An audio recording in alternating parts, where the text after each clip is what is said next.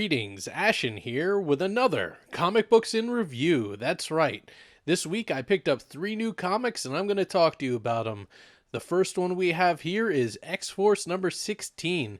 Finally, after we got off of X of Swords, we are now back to stories being told as usual. So this story is quite interesting. It's like a sort of a Lovecraftian story about Krakoa putting off some kind of a being into the depths, and the X-Men having to deal with the fallout from that.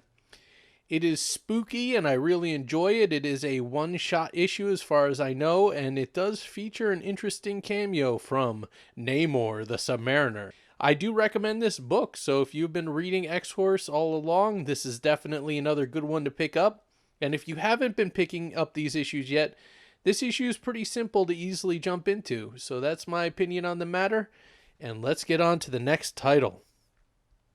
We have the last issue of DCeased Dead Planet. This is number 7. I think they extended this series by 1 issue to wrap everything up nicely.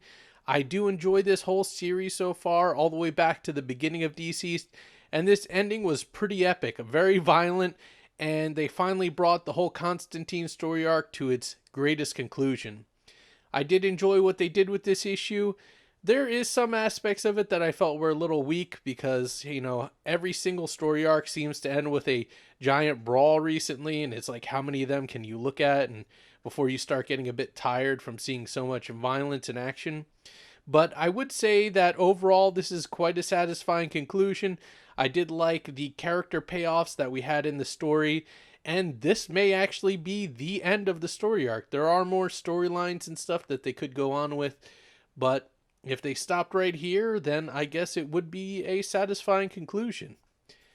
Next up we have Future State, Superman, Worlds of War, number 1. A lot of people have been having an issue with this because there isn't very much of the Worlds of War. Superman has somehow been captured by Mongol. He's being used as a gladiator in War World. Midnighter is running around trying to help him escape. We have Mr. Miracle dipping and dodging in and out of the story. Finally, we have a new character introduced at the very end of this book. So that might be good for the speculators if anyone is interested. She seems to have powers akin to Magneto, something to that extent. Most people's complaints with this story is how few pages there actually are of Superman being a gladiator on Warworld, or so much of the story surrounding it is missing. But I'm sure that with time we'll unlock a little more of that and see if this story actually holds up or not. There are a lot of artists and writers on this book that I'm entirely unfamiliar with, and there's nothing wrong with that. Maybe it's good for some new people to be getting a chance to dip their feet into the DC universe and prove themselves as authors on comic books. But I am definitely interested and excited for the next book. Hopefully it will not disappoint me.